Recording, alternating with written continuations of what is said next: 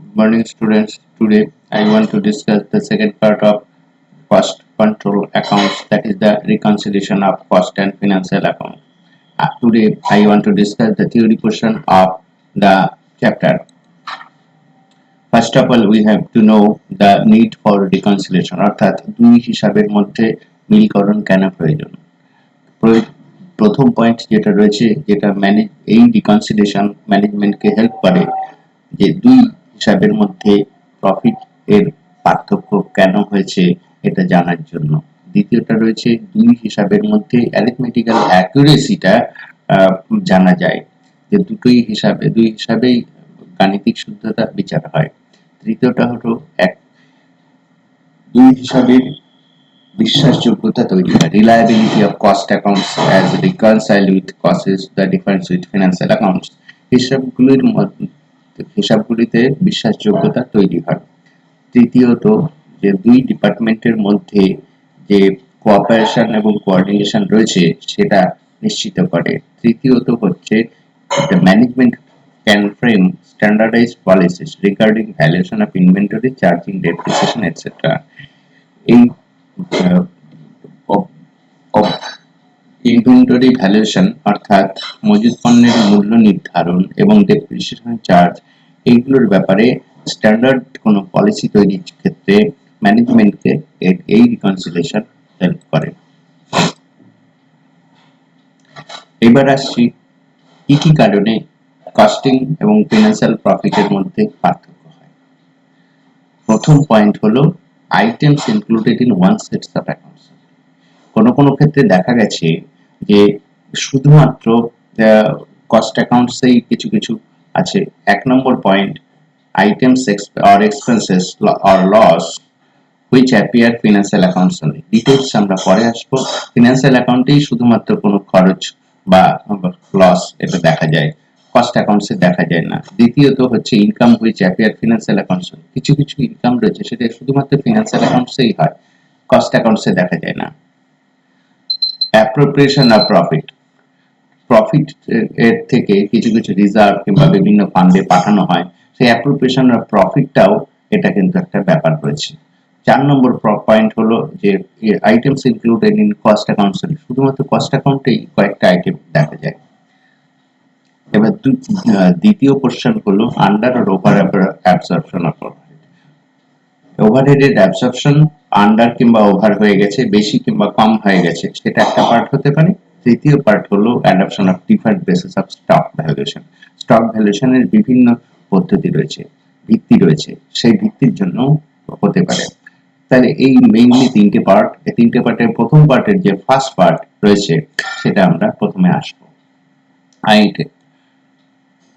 Items আর expenses loss which appear financial, শুধুমাত্র financial অ্যাকাউন্টেই কিছু কিছু খরচ দেখা যায়। যদি এখানে খরচ দেখা যায়, কস্টিং প্রফিট এন্ড লসে যদি খরচ না থাকে, তাহলে আলটিমেটলি এই আইটেমগুলোর জন্য কস্টিং প্রফিট এন্ড লসে দেখা যাবে প্রফিটটা বেশি হয়ে গেছে। ইন্টারেস্ট অন ব্যাংক লোন,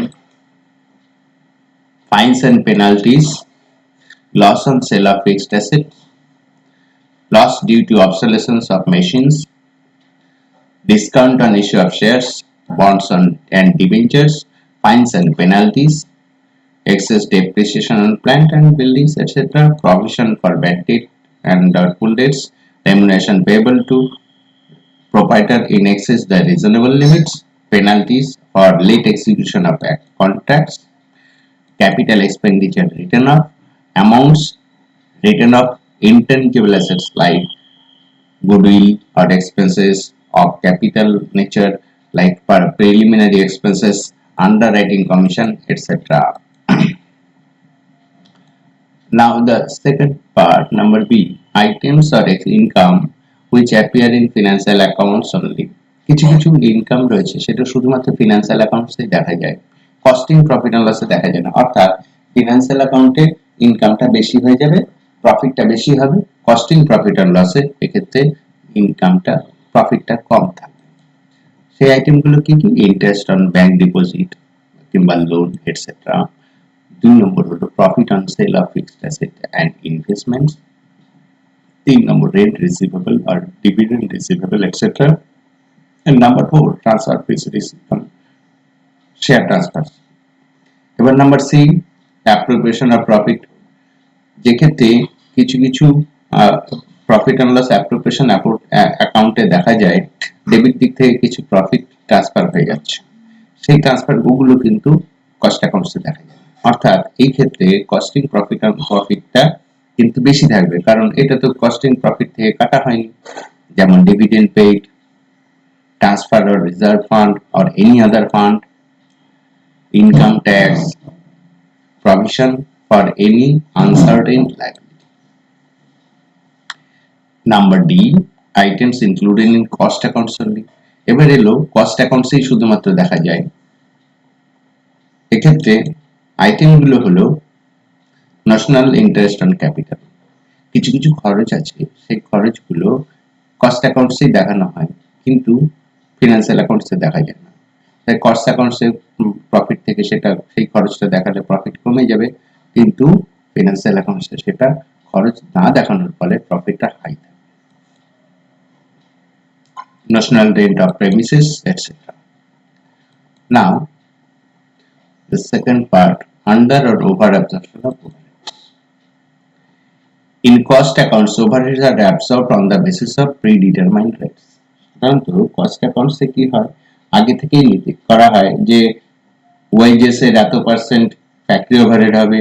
আবার তোমরা কস্ট শিট করতে গিয়ে দেখেছো যে এবারে ওয়ার্কস কস্ট সেটার উপরে নির্ভর করে অফিস অ্যান্ড অ্যাডমিনিস্ট্রেটিভ ওভারহেডস এটসেট্রা, সেটা প্রাইম কস্টের উপরে নির্ভর করে, এত পার্সেন্ট হবে। আগে থেকেই কস্টিং ডিপার্টমেন্ট করে দেয়, যে ঠিক করে দেয় যে এটা এতটা খরচ হতে পারে, পুরনো খরচের ভিত্তিতেই হোক কিংবা অন্য কোনো বেসিসেই হোক, যে এটা এরকম খরচ হতে পারে, সেইভাবে কস্টিং ডিপার্টমেন্ট এটা কিন্তু করে থাকে। কিন্তু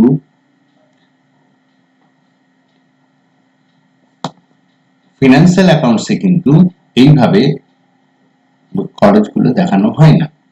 সেক্ষেত্রে অরিজিনাল যে খরচগুলো, সেই খরচগুলো পরে কস্টিং ডিপার্টমেন্ট, অ্যাকাউন্টস ডিপার্টমেন্ট সেই খরচগুলো অ্যাবসর্পশন হিসাবে দেখায়। কোনো কোনো ক্ষেত্রে সেটা দেখানো হয়, কোনো কোনো ক্ষেত্রে দেখানো হয় না। যদি দেখানোর আগেই রিকনসাইল করা হয়, তাহলে এই খরচগুলোর এই রিকনসাইলের জন্য এই যে ওভার অ্যাবসর্পশন আন্ডার অ্যাবসর্পশনের জন্য কম বেশি হতে পারে।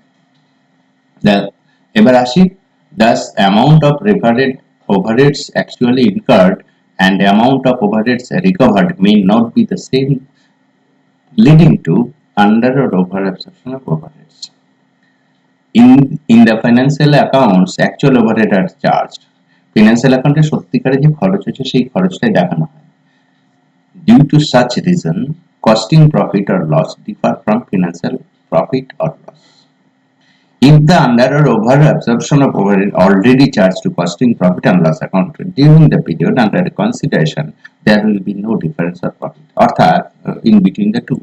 অর্থাৎ তাহলে প্রথমে আমরা আসি in case of under absorption of overhead, যেটা আমরা ভেবেছিলাম সেটাই হয়েছে, সে তাতেও হতে পারে না, যদি এর থেকে কম হয়ে যায় তাহলে সেক্ষেত্রে আন্ডার অবজর্পশন অফ ওভারহেড, সেক্ষেত্রে costing profit will be higher. আবার in case of over absorption of overhead, যেটা ভেবেছিলাম তার থেকে বেশি খরচ হয়ে গেছে, সেক্ষেত্রে কস্টিং প্রফিট লোয়ার। এবং যদি দেখা যায় যে এই আন্ডার এবং ওভার অ্যাবসর্পশন যেটা হয়েছে সেটা কস্টিং প্রফিট এন্ড লস অ্যাকাউন্টে সেটা অলরেডি ট্রান্সফার হয়ে গেছে, সেক্ষেত্রে ফিনান্সিয়াল অ্যাকাউন্ট এবং কস্ট অ্যাকাউন্টস এর মধ্যে প্রফিটের কোনো পার্থক্য দেখা যাবে না। এবার adoption of different basis of stock valuation, এটা খুবই গুরুত্বপূর্ণ বিষয়।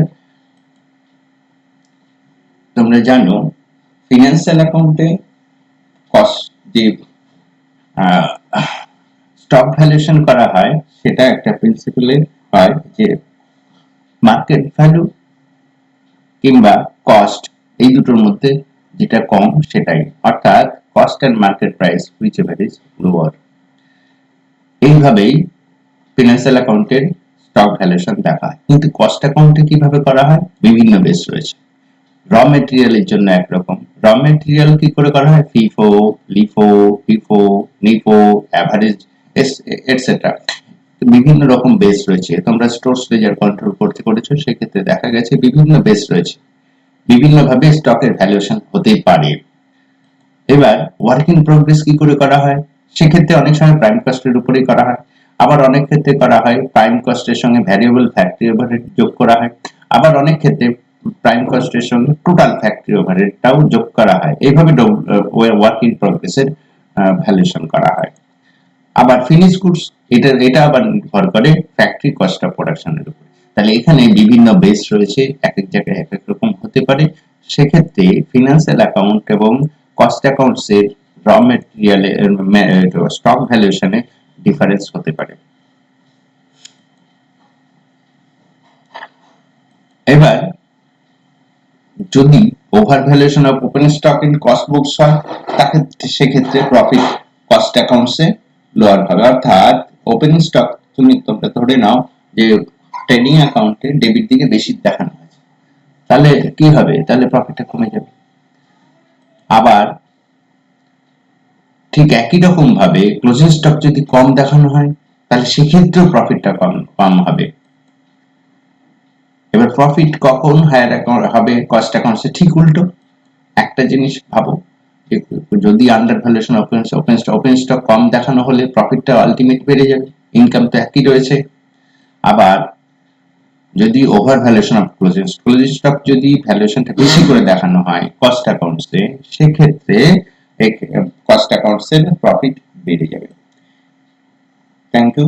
এর পরের দিন আসবো কি করে আমরা সলিউশন করব সেই নিয়ম নিয়ে। প্রণাম।